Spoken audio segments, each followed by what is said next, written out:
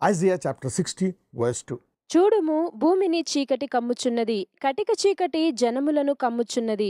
యెహోవా నీ మీద ఉదయించుచున్నాడు, ఆయన మహిమ నీ మీద కనబడుచున్నది. His grace is very powerful. అయితే ఇప్పుడు ఆయన కృప మరి కాలములను సమయములను మారుస్తుందంట. ఇది మనిషి యొక్క ఆలోచన విధానం కాదు, మనిషి యొక్క క్రియలు కాదు, మనిషి యొక్క కష్టము కాదు. దేవుని యొక్క మరి కృప ద్వారా మాత్రమే మనము దీన్ని పొందుకోగలం. ఆయన కృప మనలో పనిచేసే అవకాశాన్ని మనం ఇచ్చినట్లయితే మరి దేవుడు మనకి గొప్ప విషయాలు బోధించడమే కాదు, ఆ గొప్ప విషయాలను మన జీవితంలో నెరవేరుస్తాడు కూడా. చూడుము భూమిని చీకటి కమ్ముచున్నది, కటిక చీకటి జనములను కమ్ముచున్నది. యెహోవా నీ మీద ఉదయించున్నాడు, ఆయన మహిమ నీ మీద కనబడుచున్నాడు. So God is trying to shift the focus instead of focusing on the darkness. మరి మనం ప్రస్తుత కష్టాలను బాధలను మనము చూసినట్లయితే దేవుడిచ్చే కృపను మనము పొందుకోలేం. మరి దేవుడిచ్చే కృపను దాని నుంచి బయటికి రావడమే కాదు, అక్కడ మరి ఆయన మన మీద ఉదయిస్తే ఆ చీకటి నుంచి బయటికి రావడమే కాదు, చీకటి లేకుండా పోతుంది. ఇంతకుముందు మీరు చూసినటువంటి శత్రువులను ఇంకా ఎన్నడూ చూడరు అని ఐగుప్తుల గురించి మరి ఇజ్రాయేలీకి చెప్పాడు. He told the Israelites about the Egyptians who were under the bondage for 430 years. He was telling them, the enemies that you have been seeing, you will see them no more. ఇప్పుడు దాకా నువ్వు చూస్తున్న శత్రువుల మీద ఎన్నడూ చూడాడు. God can do that. మరి Moshe ఏం చేయబోతున్నాడు? మరి దేవుని యొక్క సహాయంతో, దేవుని కృప ద్వారా వారిని ఈ శత్రువుల నుంచి శాశ్వతంగా బయటికి తీసుకొచ్చేయబోతున్నాడు. And they will never again be slaves. ఇక ఎన్నడూ వారు దాసత్వంలో ఉండరు, బానిసలుగా ఉండరు. ఇక వారిని చూడరు కూడా. పాలు తేనెలు కారే గొప్ప దేశానికి వెళ్ళిపోతున్నారండి. God is shifting them to the most powerful richest countries on the planet. ఇది వారు వినలేకపోతున్నారు. ఆ యొక్క బానిసత్వంలో ఆ బాధ ఎక్కువైపోవడం వల్ల they couldn't tap into this good news. మేము బానిసలు ఏంటి, మేము చూసే శత్రువు ఎన్నడూ చూడకపోవడం ఏంటి, మా తాత ముత్తాతల నుంచి మేము ఇలాగే ఉన్నాం, నువ్వు ఒక మాట చెప్తే మారిపోతుందా? వీళ్ళు ఎన్నడూ చూడమా? పాలుదేళ్ల గారి దేశం ఇస్తావా? వాళ్ళు నమ్మకపోయినా దేవుడు మరి తన కృప ద్వారా అబ్రహాంకి ఇచ్చాడు కనుక వాగ్దానము అది నెరవేర్చాడు. ఇప్పుడు ఇజ్రాయేల్ గురించి మనం చూసాం. వారు ఒకవేళ నమ్మకపోయినా దేవుడు నమ్మకస్తుడు కనుక వారిని మారుస్తాడు. మరి దేవుడు కృపగలవాడు కనుక మరి కాలంలోంచి కొత్త యుగాన్ని ఆరంభిస్తాడు. He's going to begin a new season. మరి ఆయన మహిమ ఏ రీతిగా ఉంటుంది? How glorious is this. This is how a new glorious season for his believers and for his kingdom. Zechariah 12:8 చూద్దాం. ఆ కాలమున యెహోవా యెరూషలేము నివాసులకు సంరక్షకుడుగా నుండును.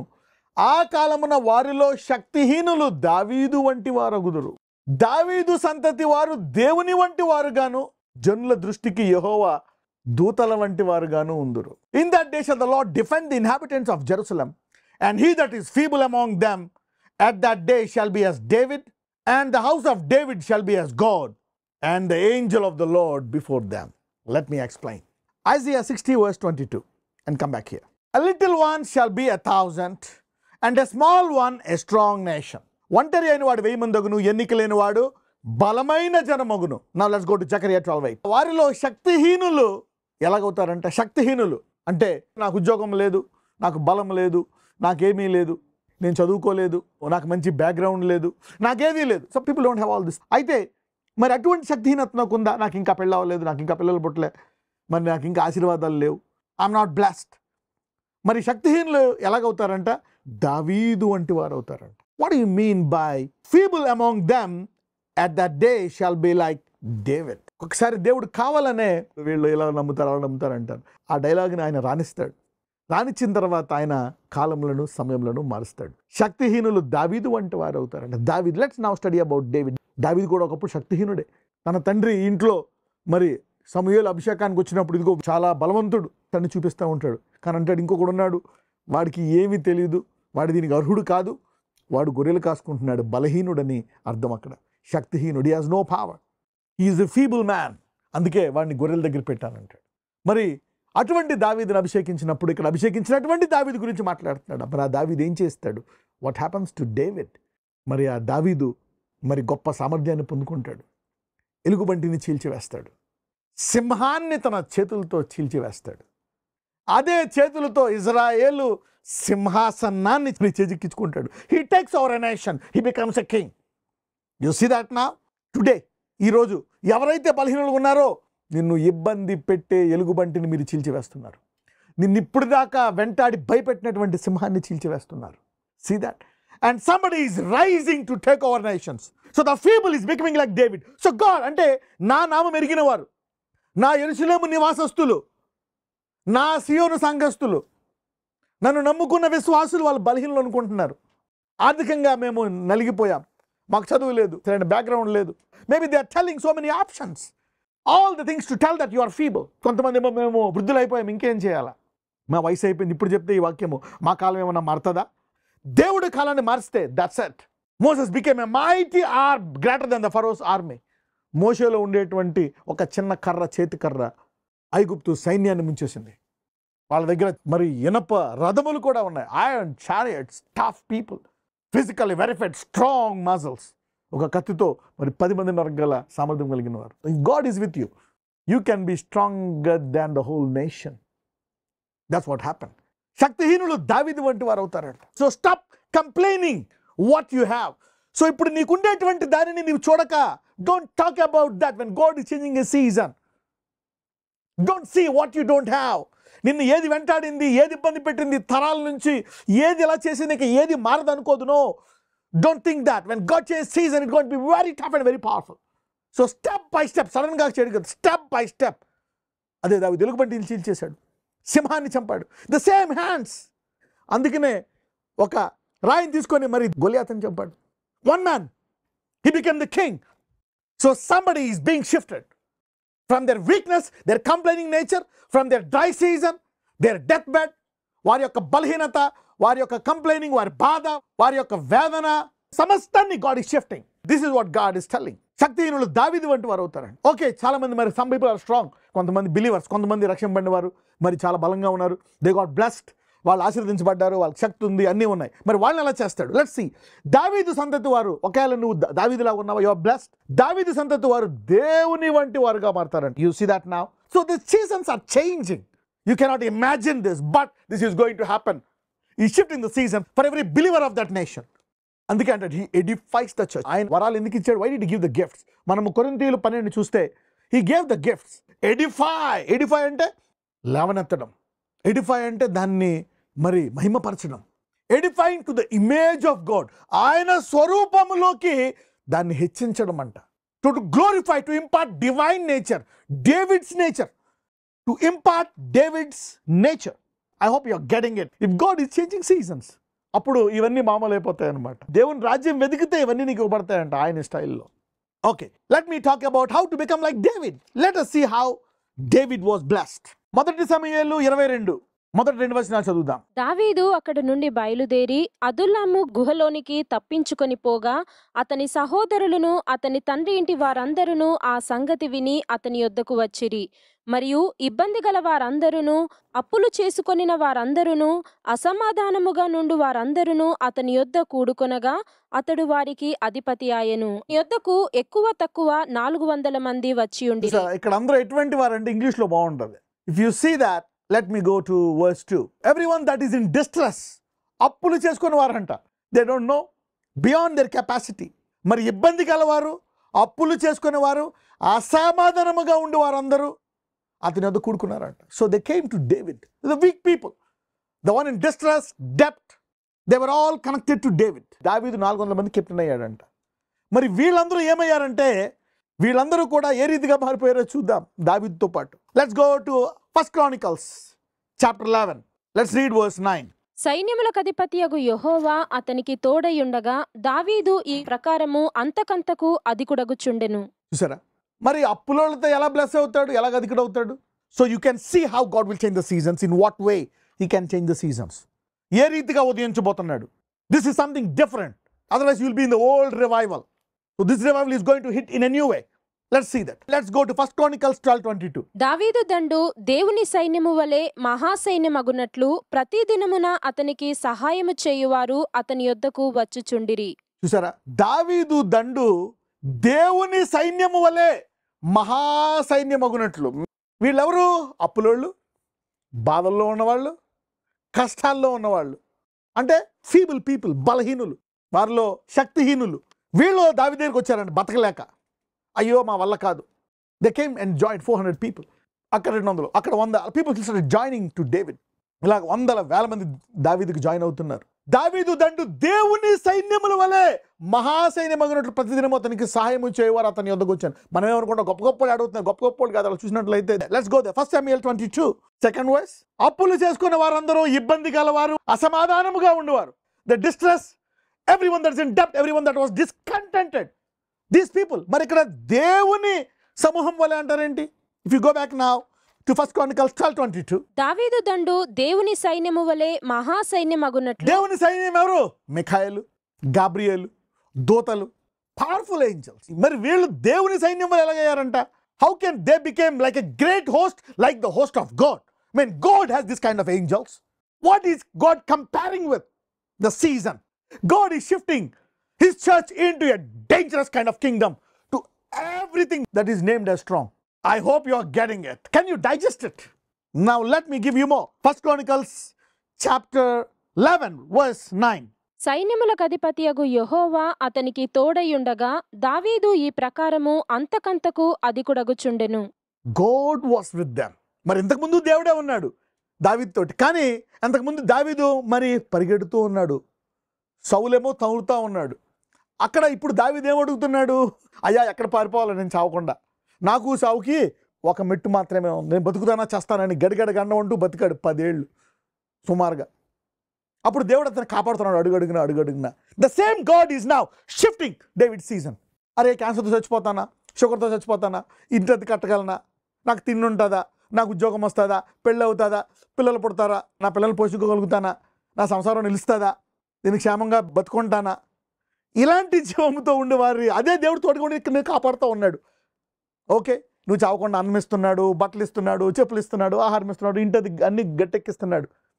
అదే దేవుడు ఇప్పుడు కాలం మారుస్తున్నాడు. అదే మరి ప్రాణంతో ఉంచినటువంటి దావీదుని ఇప్పుడు God is changing his seasons. మరి అతనితో ఉండే అప్పులు వాళ్ళు ఎలా మార్చాడో, ఆ కష్టాలు ఎలా మార్చాడో చూద్దాం. Let us see 1 Chronicles 11:11. దావీదు నొద్ద నుండిన ఆ పరాక్రమశాలులు పట్టులోని వారు 30 మంది. వారిలో హాక్మోని కుమారుడైన చూడండి, వారిలో హాక్మోని కుమారుడైన యషాబాము ముఖ్యుడు. ఇతడు ఒక యుద్ధమందు 300 మందిని చంపి వారి మీద ఈట ఆడించాడంట. Can you believe it?